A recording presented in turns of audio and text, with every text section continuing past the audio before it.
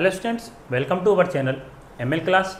हम पढ़ रहे थे कॉम्बिनेशन ऑफ रेजिस्टेंस, जिसमें हम सीरीज का पढ़ चुके थे कि सीरीज में किस तरीके से हम रेजिस्टेंस जोड़ते हैं, किस तरीके से हम टोटल रेजिस्टेंस निकालते हैं। आज हम पढ़ने वाले हैं पैरेलल में रेजिस्टेंस इन पैरेलल। तो सीरीज में हम क्या देख रहे थे, R is equal to R1 plus R2 plus R3 plus R4 and so on. यहाँ पर क्या होने वाला है, जहां पर भी हमको पैरेलल दिख जाएगा, पैरेलल है, वहां पर R का रेसिप्रोकल कर देंगे। रेसिप्रोकल मीन्स 1/R कर देंगे। और जो हम इक्वल टू के बाद लिखते हैं R1 plus R2 plus R3, उसका भी हम रेसिप्रोकल कर देंगे, मतलब 1/R1 plus 1/R2 plus 1/R3। इसी तरीके से एंड सो ऑन चलता चला जाएगा। सबसे पहले इसकी डेफिनेशन टाइप लिख लेते हैं, फॉर्मूला लिख लेते हैं, और ऐसे ही फिर इसका डेरिवेशन निकालेंगे, एक के लिए, दो के लिए और तीन के लिए। तो लिखते हैं सबसे पहले इसकी definition, the reciprocal of combined resistance, the reciprocal of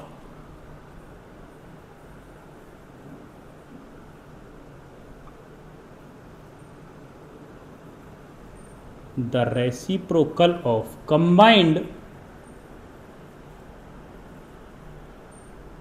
resistance, combined resistance means एक से ज्यादा होगा, इसलिए वो कंबाइंड होगा, of A number of resistance, of a number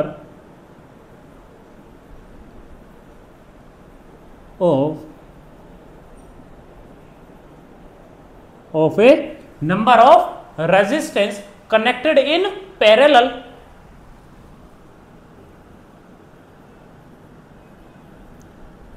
connected in parallel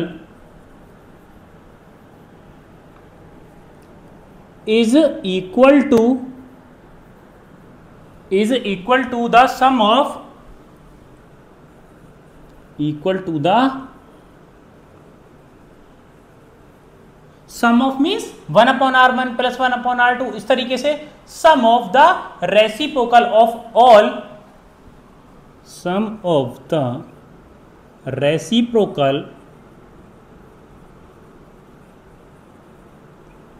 of individual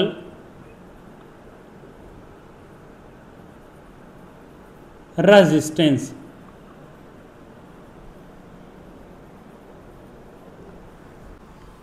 इसका फॉर्मूला क्या होने वाला है, हमने आपको बताया था, रेसिप्रोकल R जो है टोटल रेजिस्टेंस है, उसका रेसिप्रोकल कर देंगे। रेसिप्रोकल मीन्स हो गया 1/R। जो हमारा R था सीरीज में, इसका हम रेसिप्रोकल कर इसको 1/R कर देंगे, और सम ऑफ रेसिप्रोकल, जो उसका सम होने वाला है R1 R2 R3 का, उसका भी रेसिप्रोकल कर देंगे। 1/R1 plus 1/R2 plus 1/R3 and so on, and so on, and so on means infinity तक, कितने भी ये हो सकते हैं। यही हो गया इसका फॉर्मूला, यही इसका फॉर्मूला हो गया। अब सीरीज का तो हम समझ चुके हैं कि सीरीज में सर आखिरकार ये जो हमारा R1 आया है, ये कहां से आया है, ये R आया है, ये कहां से आया है, ये R2 आया है, ये कहां से आया है, R3 आया है, ये कहां से आया है। सीरीज में तो हम समझ चुके हैं, लेकिन अब पैरेलल में समझेंगे, इसको नोट करेंगे। पहले देखेंगे नेक्स्ट हमारा combined resistance of two resistance connected in parallel. देखेंगे हमारे पास दो रेजिस्टेंस हैं, पैरेलल कनेक्टेड हैं एक दूसरे के, उनका V है, R है हमारे पास, ये I2 है, ये I1 है, और ये I2 है, ये हमारा I1 है, ये हमारा I2 है, ये हमारा R1 है, ये हमारा R2 है। अब यहां पर हमें ये I2 और I1 का आए कैसे हैं, देखो यहां से हमारा करंट पास हो रहा है, यहां तो हमारे पास I है, क्योंकि करंट एक ही डायरेक्शन में फ्लो हो रहा है। अब ये करंट फ्लो होता हुआ यहां आया, लेकिन यहां से करंट हमारा दो डायरेक्शन में फ्लो हो गया, एक I2 के लिए, एक I1 के लिए। वापस आया, ये कंबाइंड होकर वापस I बन गया। तो कुछ इस तरीके से ये कंबाइंड होकर हमारा रेजिस्टेंस तैयार हुआ है, सर्किट तैयार हुआ है। अब हमको देखना है कि 1/R is equal to 1/R2, R1, R3 ये किस तरीके से आते हैं। तो सबसे पहले क्या करेंगे हम, पहले करेंगे suppose the current, suppose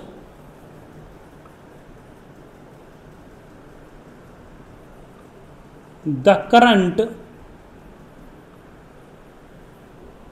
flow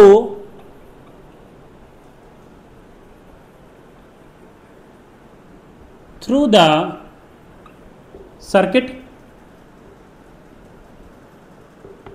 तो क्या कर लेंगे, सपोज कर लेंगे करंट फ्लो हो रहा है सर्किट में, कितना, R1 में कितना हो रहा है I1, R2 में कितना हो रहा है I2।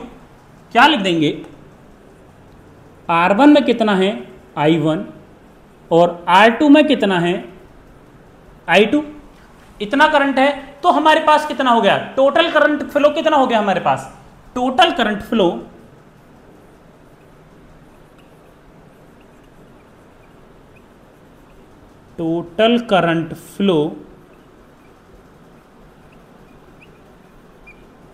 Through the circuit. कितना करंट फ्लो हो रहा है सर्किट के अंदर, I is equal to I1 plus I2। भाई I इज इक्वल टू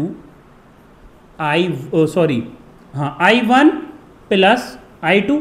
हमारा इतना करंट फ्लो हो रहा है सर्किट के अंदर और हम इसको इक्वेशन नंबर 1 मान लेंगे। अब जो हमारा ये सर्किट गिवन है हमको, हम इसमें ओम्स लॉ लगाएंगे। तो क्या लिखेंगे, applying Ohm's law in whole circuit. Complete circuit में लगा रहे हैं, ये चीज याद रखनी है। सबसे पहले हमको जो ओम्स लॉ लगाना है वो कंप्लीट सर्किट में लगाना है। देखो, अप्लाइंग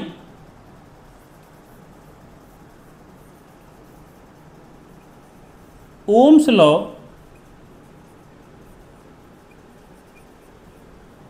इन होल सर्किट।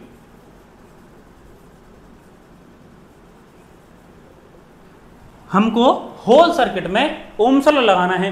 तो हम ओम्स लॉ जानते हैं, क्या होता है, I is equal to V upon R.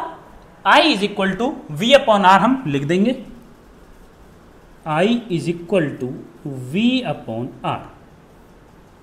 यही होता है हमारा ओम्स लॉ। इसको हम इक्वेशन नंबर 2 मान लेंगे। ये हो गई हमारी इक्वेशन नंबर 2।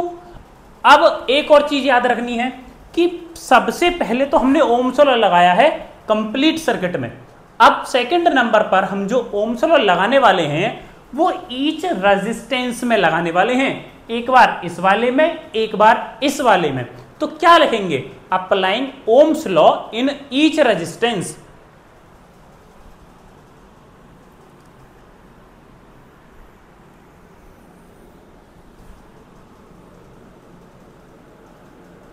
लिखेंगे, देखो, applying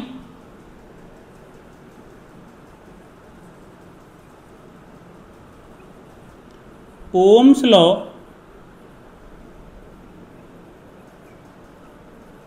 in each circuit, in each resistance.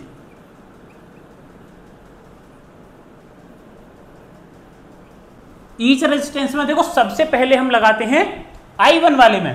तो I1 वाले के लिए हम क्या लिखेंगे, हमारे पास देखो I है, हमारे पास I, हम जानते हैं ओम्स लॉ होता है I is equal to V upon R.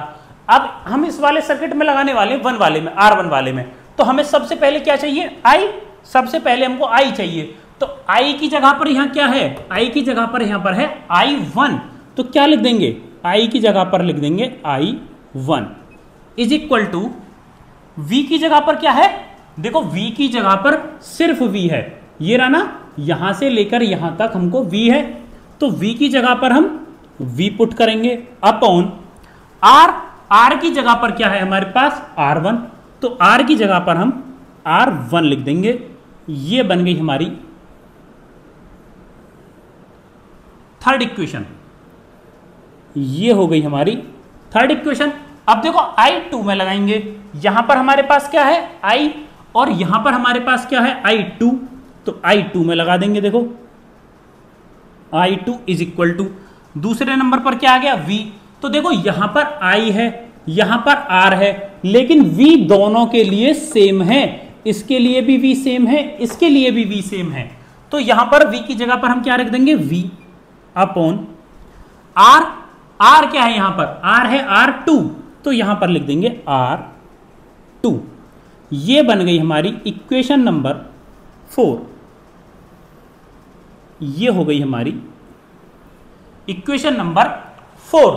अब देखो हम क्या करेंगे, put the equation second, third, fourth in equation 1। क्यों, देखो हमारे पास यहां क्या है I is equal to I1 plus I2। I की वैल्यू ये रही, I1 की वैल्यू ये रही, I2 की वैल्यू ये रही। तो क्या लिख देंगे हम, अप्लाइंग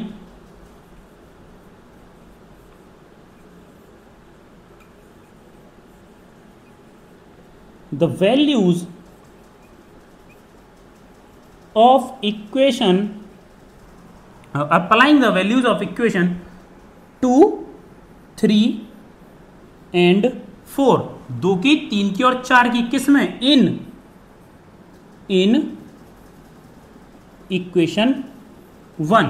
इक्वेशन 1 में रख देंगे 2 की, 3 की और 4 की वैल्यू को।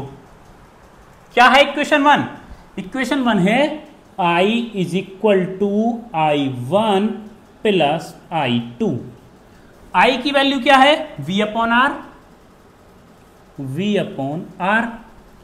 और देखो I1 की है V upon R1, V upon R1 plus I2 की है V अपॉन R2।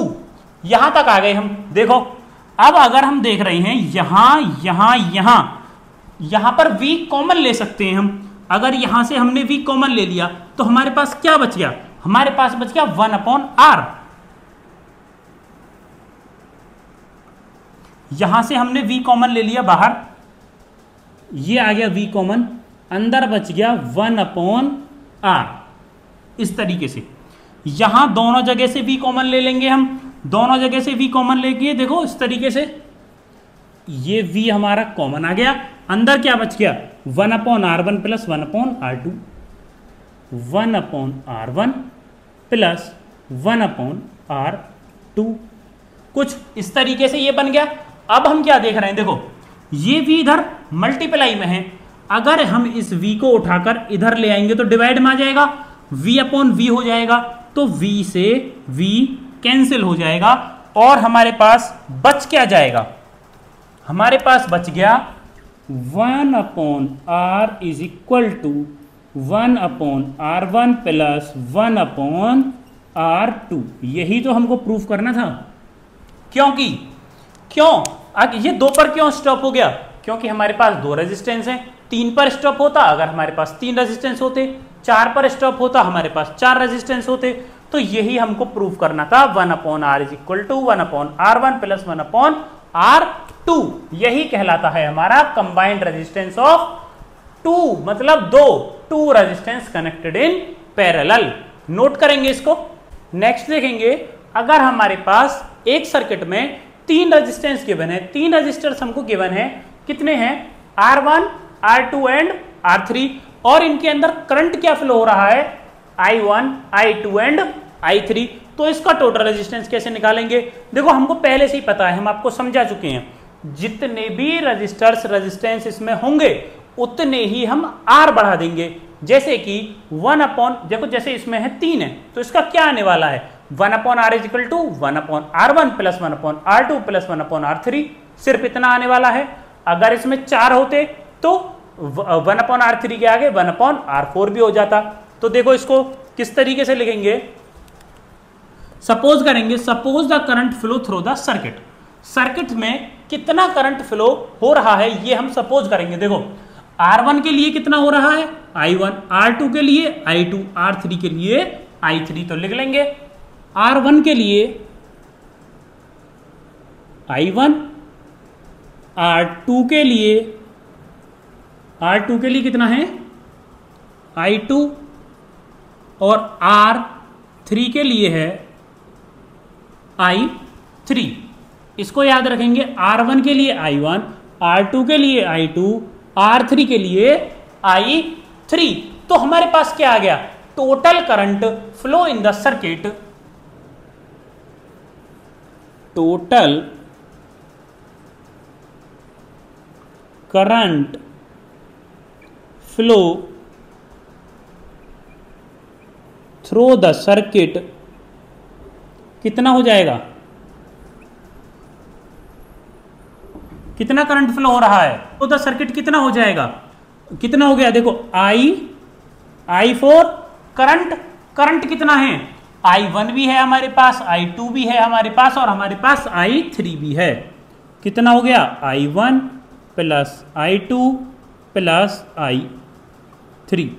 इतना करंट हो गया जो सर्किट से फ्लो हो रहा है, इतना करंट सर्किट से फ्लो हो रहा है। इसको हम इक्वेशन नंबर 1 मान लेंगे। ये हो गई हमारी इक्वेशन नंबर 1। याद करेंगे, इससे पहले हमने क्या लिखवाया था, इसके बाद applying Ohm's law in whole circuit, applying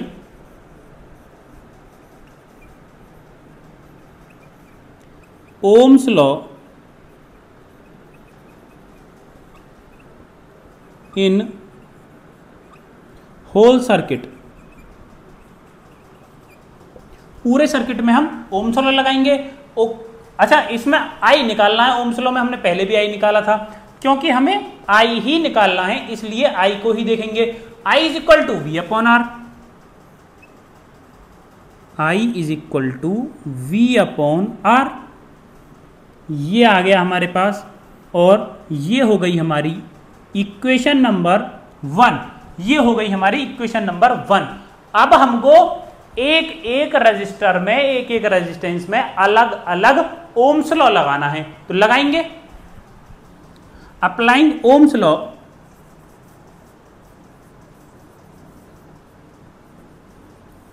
applying Ohm's law in each resistance,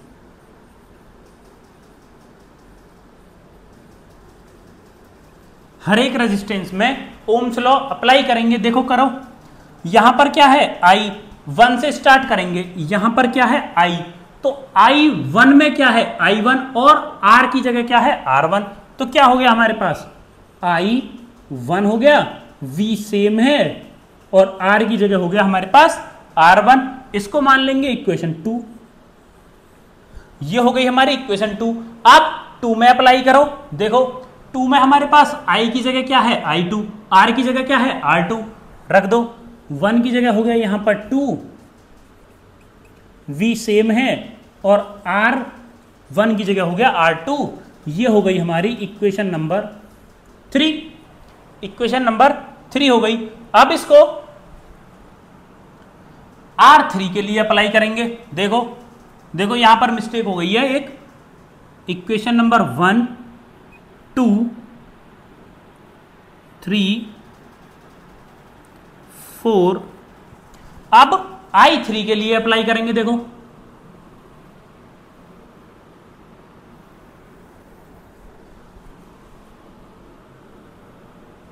I3, 2 की जगह क्या हो गया 3, V सेम है, R2 की जगह हो गया R3। ये हो गई हमारी इक्वेशन नंबर 5। इक्वेशन नंबर 5 देखो, I ये रहा, I1 ये रहा, I2 ये रहा, I3 ये रहा। क्या करेंगे, putting the value, putting the value of equation 2 3 4 5, equation 2 3 4 5 in equation 1। Equation 1 में हम इक्वेशन 2 3 4 5 की वैल्यू रख देंगे। देखो इक्वेशन 1 क्या है, I is equal to I1 plus I2 plus I3। I की वैल्यू क्या है V अपॉन आर, आई की जगह पर हो गया हमारा V upon R. I one की वैल्यू क्या है V upon R one, plus I two की वैल्यू क्या है V upon R two, plus I three की वैल्यू क्या है V अपॉन आर थ्री। ये हो गया। अब देखो इसमें से V कॉमन निकाल लेंगे, V हमने कॉमन ले लिया, अंदर क्या बच गया 1 upon R is equal to, यहां से V कॉमन ले लिया इस तरीके से, यहां क्या बच गया 1 upon R one plus 1 upon R two plus 1 upon R three, 1 upon R one plus 1 upon R two plus 1 upon R three. ये बच गया। इस वाले V से ये वाला V कैंसिल हो गया।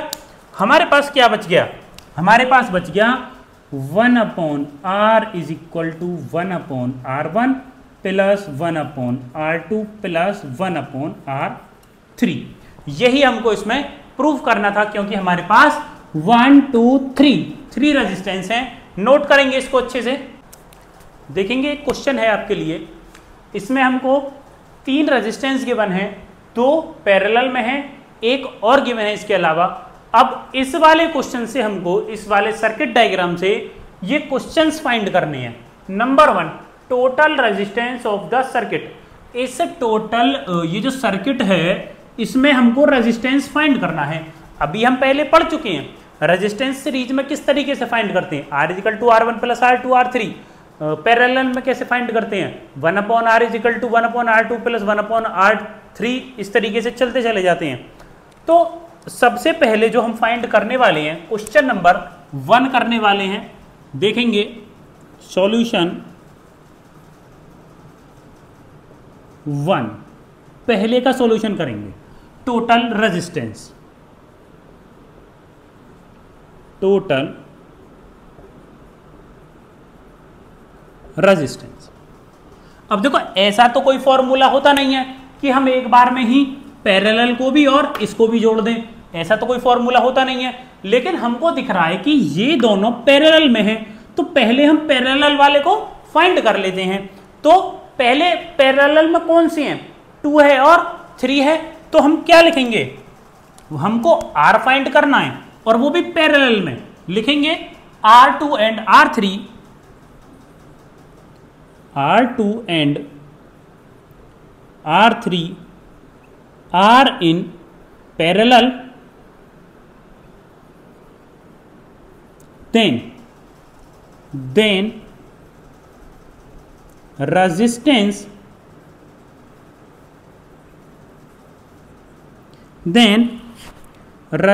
is equal to 1 upon R।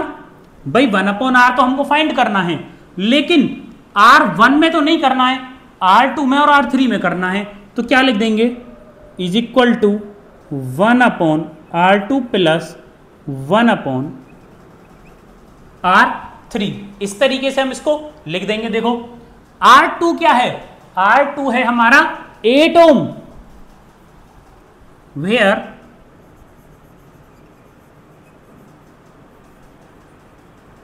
R2 is equal to 8 ohm and R3 is equal to 12 ohm. कितना है 12 ओम। इनको पुट कर देंगे वैल्यूज को ऊपर। 1 upon R is equal to 1 upon 8 plus 1 upon 12। ये हो गया हमारा। इसको सॉल्व करेंगे। 1 upon R is equal to कर आ जाएगा हमारे पास 5 अपॉन 24। अब देखो 1 अपॉन R तो कुछ होता नहीं है, हमने फाइंड बेशक किया है 1 अपॉन R, पर 1 अपॉन R तो कुछ होता नहीं है, R होता है कुछ। तो अगर हमको R फाइंड करना है R, तो इस वाली संख्या को पलट देंगे 24 अपॉन 5, तो हमें R फाइंड होके आ जाएगा। तो इसको जब काटेंगे तो हमारे पास R की वैल्यू आ जाएगी 4.8 ओम। R इज इक्वल टू 4.8 ओम। 4.8 ओम इन दोनों को जोड़कर आ गई है, इसको और इसको जोड़कर आ गई है। अभी हमने ये वाला नहीं ऐड किया है। अब देखो, अगर हमने इसको और इसको दोनों को जोड़ दिया तो हमारे पास एक नया सर्किट डायग्राम ड्रॉ हो सकता है। किस तरीके से हो सकता है, देखो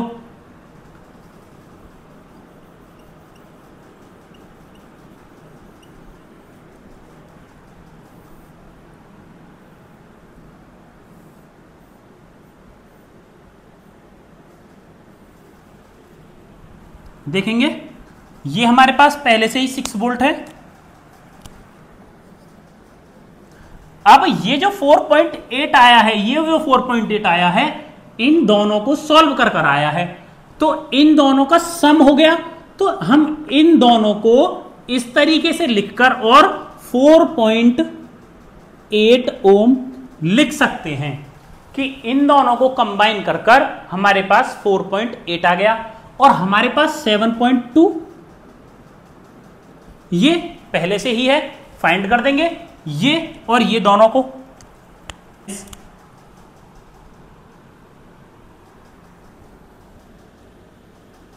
देखेंगे टोटल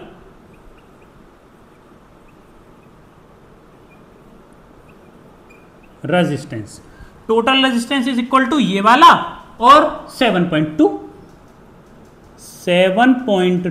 ओम प्लस 4.8 ओम, इन दोनों को जोड़ देंगे, कितना हो गया देखो, 8 और 2 10, 10 का 0, हासिल लग गया 1, 7 और 1 8, 9 10 11 12 ओम हमारा टोटल रेजिस्टेंस आ चुका है। Total resistance is equal to 12 ohm, इसको 0 को हटा देंगे और हमारा क्वेश्चन नंबर 1 सॉल्व हो चुका है, जिसका आंसर आ गया 12 ओम। अब देखेंगे question number 2, total current flow through the circuit. ये जो हमारा सर्किट है इसमें कितना करंट फ्लो हो रहा है, देखो करेंगे solution 2।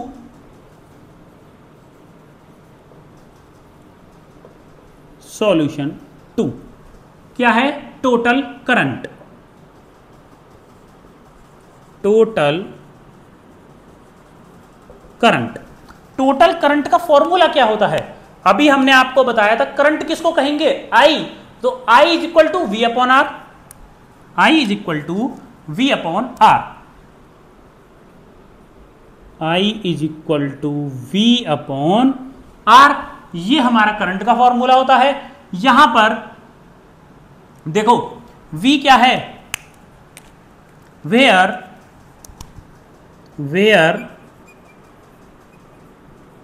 I is equal to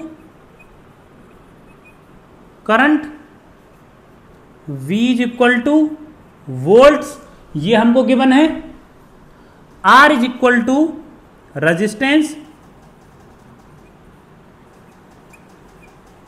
अब इन्हीं के सामने इनकी वैल्यू लिख लेंगे। देखो I is equal to current तो हमको फाइंड करना है, V is equal to volt है हमारे पास 6 वोल्ट, रेजिस्टेंस अभी हमने फाइंड किया है 12 ओम, तो क्या हो गया, I is equal to V upon R कर देंगे।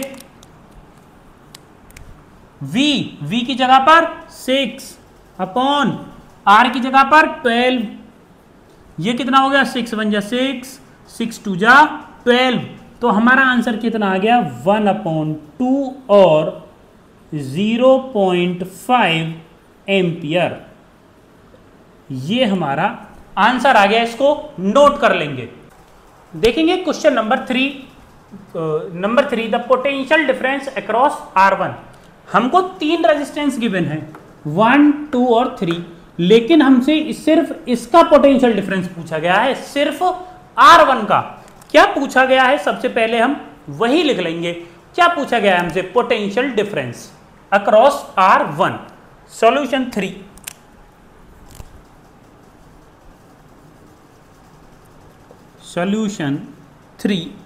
हमसे पूछा गया है potential difference across R1। Potential difference across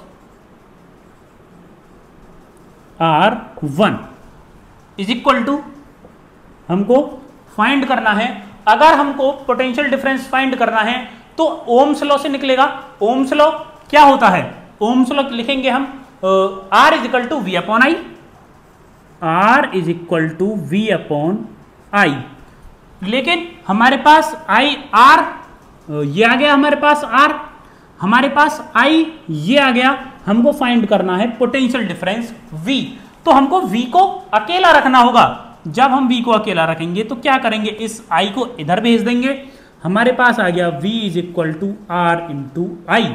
V is equal to R into I. Where जहां पर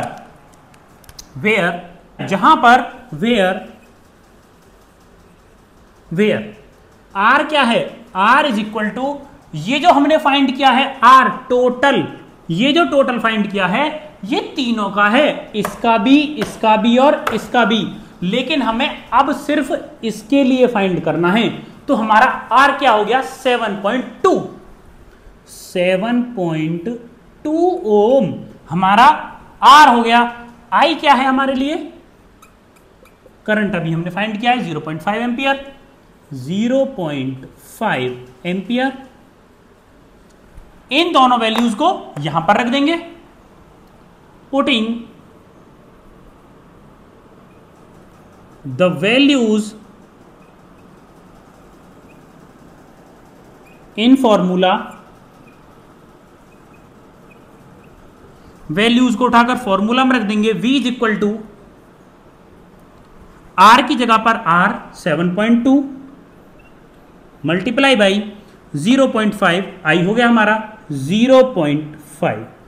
V इज इक्वल टू जब हम इन दोनों की मल्टीप्लाई करेंगे तो हमारे पास आ जाएगा 3.6 वोल्ट। 3.6 वोल्ट यही हमारा आंसर हो गया।